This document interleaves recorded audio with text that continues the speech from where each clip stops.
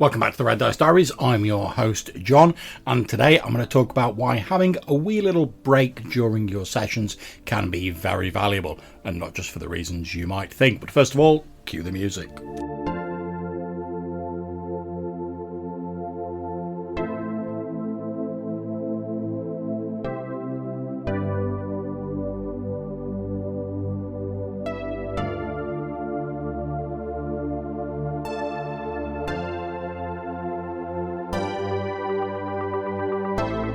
Okay, so I suppose the most obvious reason for having a sort of mid-session break, particularly if you're running a longer session, is just for comfort. And in fact, I've often heard it referred to as a comfort break, but there are other reasons for having them.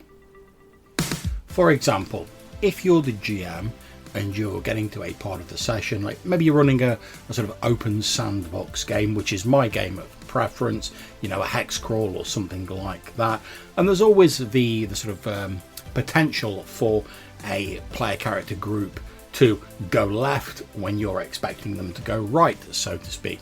You might have loads of dungeons and various areas of import set up, and you've got it all drafted out and it's all planned to whatever degree you deem necessary, and then the player characters quite unexpectedly say, oh, actually I wonder what's south of where we are now, yeah, let's go and have a look down there, and they head into an area that you'd not planned for. Now the temptation can be, as a GM, to move some of the stuff you've already got prepped to that area, and that's where we get like the quantum ogre sort of idea from. You know, that sort of hypothetical, in inverted commas, situation where the GM has planned out a dungeon and they're like, oh, you come to two forks in the road, one goes to the left and one goes to the right, and they know that the one going to the right has an ogre encounter down it, and the player characters go, oh, we're going to go down the left path, and the GM, not wanting them to miss out on the ogre encounter, just moves the ogre encounter to the left fork. The only problem with this is it essentially robs the player sort of choice of any meaning, because wherever they go, they were destined to face this ogre encounter in our example, and in that case you may as well have just given them a straight road with no forks in it whatsoever. Then we start getting into sort of railroad territory, and you'll often hear this term bandied about, and very much the idea of that is the train is set on a sort of limited set of tracks, and it cannot deviate from those tracks, and it only stopping off at certain points along the way. And with the quantum ogre and sort of railroad gaming, the idea is that the player characters are set on a sort of already defined plot line, really, or story arc, and that's the arc they're going to pursue regardless of their sort of their wants, their desires, and the decisions they make during the game. Now, that's not the sort of game I enjoy playing or GMing. I really like the sort of game where player character choice has a meaningful impact on what's going to occur during the session, and that's why I run hex crawls and things like that. But as I've just said, one of the potential issues, depending on how comfortable you are with ad-libbing stuff with hex crawls and sandboxes, can be that the player characters can always pull something unexpected out, or do something you weren't expecting. Like, let's say you've planned out this forest that we're going to explore in the next session. They're like, oh, actually, we're just going to bypass that by like making a canoe, and we're going to jump in the river, and we're going to sail miles down the river in like half the time it would have taken normally, and they're heading into an area that you as a GM have not really prepped out. So what do you do when it comes to that? Well, one of the options you could always do is you could always wrap the session early and say, oh, sorry guys, I've not really planned for this, we're going to wrap up early for this evening, I'll plan some more stuff for next session, and then we'll pick up where we left off. And that's a perfectly valid choice. The other thing you can do is you can have some sort of generic pre-made stuff ready, like random encounters and stuff like that you could drop in. Maybe you've got like a random river encounter table that you've got from a supplement, or you've created yourself, and you can expand on some of those and sort of ad-lib it and make them into full encounters to sort of, I suppose, pad out or fill out the rest of the session. And then again, when you get to the end of the session, you can then plan some more detailed stuff if you want for the next session where they're exploring this river and this area that you've not really had a chance to plan for. However, this is where the rest or comfort break can be a real boon to the GM. Now, I'm a great proponent of, if the player characters go somewhere I've not prepared for, of just saying to the players, I'll level with you, I've not prepared for this area yet, give me a few minutes. And my players are really great about stuff like that. And it doesn't happen too often because I've been gaming with my players for quite a while now, and you sort of get to know your group and where they're likely to go and stuff like that. But there's always the potential for it. Like I say, my players are really great. If I say that, they're normally far more happier to wait a few minutes, knowing that they'll get a better game and a result out of it in a more enjoyable session, than me just trying to sort of improv something entirely off the cuff and then maybe not finding it quite as enjoyable. And this is where the sort of rest break can come in. So if I got to this situation that we're talking about where the player characters have done something unexpected, I'd say to them, look guys, I've not prepared for this little bit. How about we have a rest break for 10 to 15 minutes? Everyone go and refresh their drinks, use the conveniences, whatever.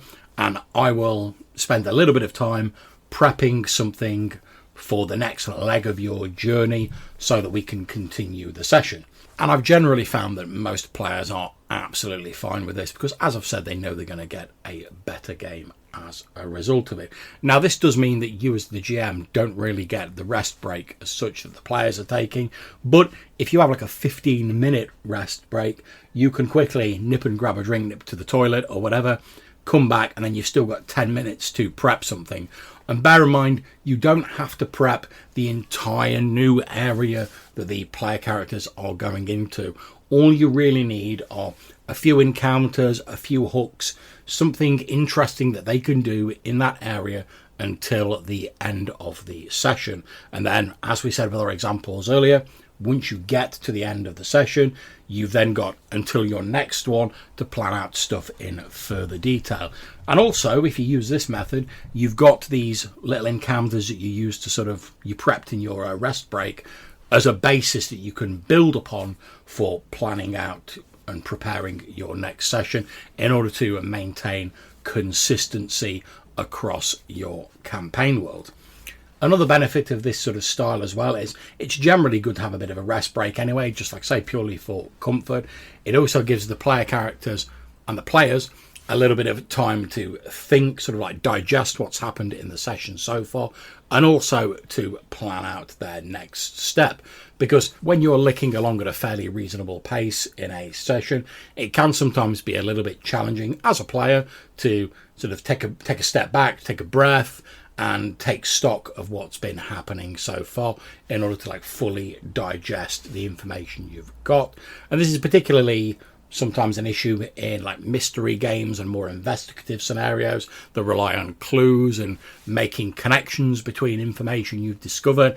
If the pace of a game is licking along too quickly, you can miss out on these clues, these connections, these things that if you had time to take a little bit of a breather and look back at what you've done might seem quite obvious, but in the heat of the moment they can just slide under your radar. So in addition to you as the GM getting a bit of extra time to prep for stuff that you perhaps not envisioned taking place during this session, it also gives the players a chance to have a bit of a breather, to sort of ruminate about what's gone before and to plan out their next move. One thing I would also recommend is when you get to the end of your 15 minutes, you've prepped your couple of encounters or whatever that you're going to fill up the rest of the session with.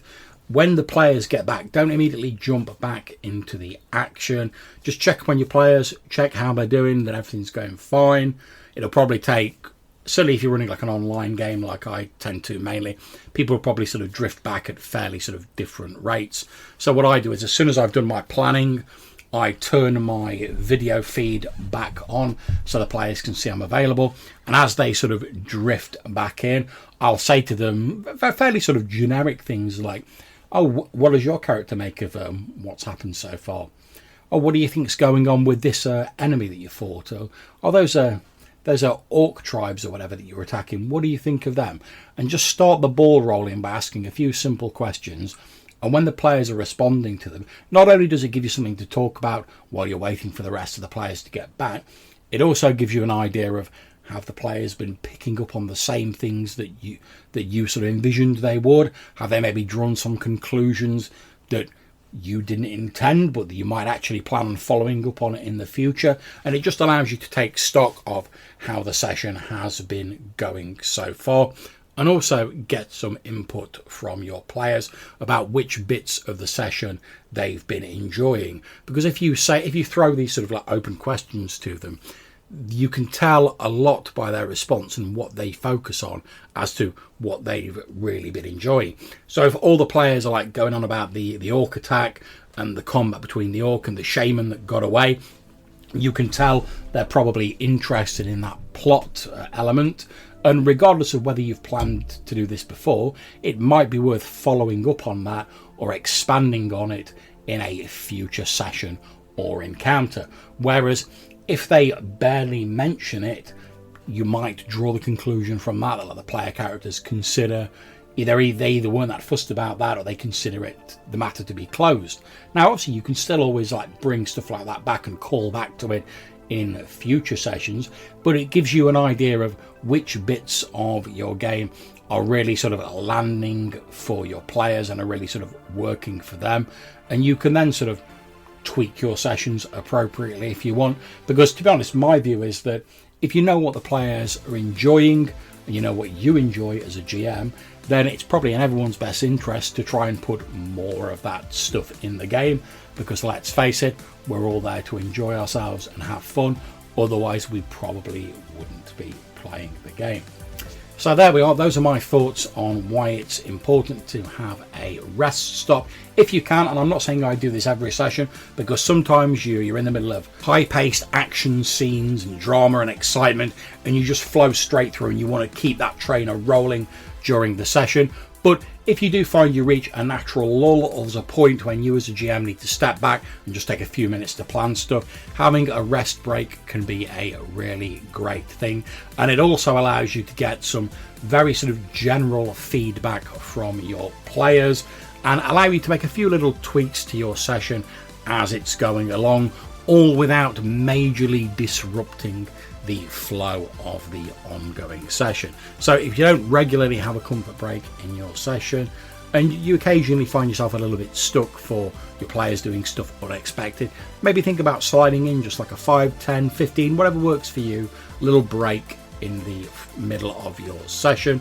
Obviously not at a crucial moment, but at a sort of natural like lull in a session, and you will find that it works wonders for giving you a little bit of breathing space, and also doing a little straw poll amongst your players about what bits they've been enjoying. So if you have any comments on this episode, or maybe you just want to chat about tabletop RPGs in general, you can get in touch with us a number of different ways. You can send us a voicemail message on SpeakPipe or Anchor, link in the description down below, or you can send us an email to rddrpgpodcast@gmail.com. Until we see you again, take care, stay safe, and whatever you're playing, have fun.